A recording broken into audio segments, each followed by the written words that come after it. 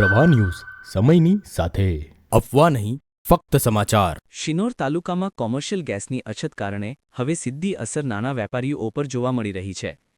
જ્યારે આધુનિક ટેકનોલોજી અને ગેસના બોટલા સાથે જોડાયેલા નાના વેપારીને ભારે મુશ્કેલીનો સામનો કરવો પડે છે। યાદ આવે છે ભૂતકાળમાં આપણા વડીલો આ રીતે જમવાનું બનાવતા હતા ને એ બધું કામ કરતા હતા। આજે એ જૂના દિવસો જોવા મળી રહ્યા છે શિનોર તાલુકામાં। હાલ કોમર્શિયલ ગેસની અછતના કારણે મુશ્કેલી સામનો કરતા નાના વેપારી જોવા મળ્યા। શિનોર તાલુકાના મોટા ફોફડિયા ખાતે નાના વેપારીઓ જે ચા નાસ્તાની નાની હારી ગલ્લા ચલાવીને પરિવારનું ગુજરાન ચલાવે છે એવોને મુશ્કેલીમાં મુકાયા છે।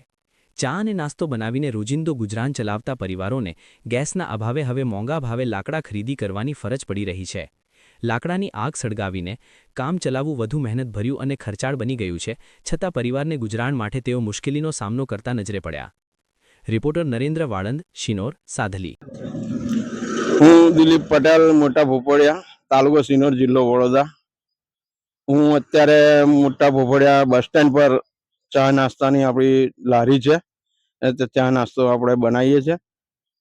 પરંતુ આ અત્યારે જે આ યુદ્ધ ચાલી રહ્યું છે તેને અનુસરીને ગેસના બોટલોની જે અછત થઈ છે એટલે અમને બહુ તકલીફ પડી રહી છે। અત્યારે અમારે પરિવાર ગુજરાન ચલાવવા માટે કંઈક ને કંઈક કરવું પડે એવું છે, તો અમે અત્યારે લાકડા વેચાતા લઈએ છીએ અને ત્યાં ચૂલા પર નાસ્તા બનાવીને લોકોને ખવડાવીએ છીએ। કંઈક ને કંઈક રીતે અમારા પરિવાર માટે અમારે બલિદાન આપવું પડે છે આ રીતનું। અને જે ચૂલા પર કરે છે ત્યાં જે ધુમાડો ને પરસેવો થાય છે, આંખોમાંથી પાણી પડી જાય છે અમારે।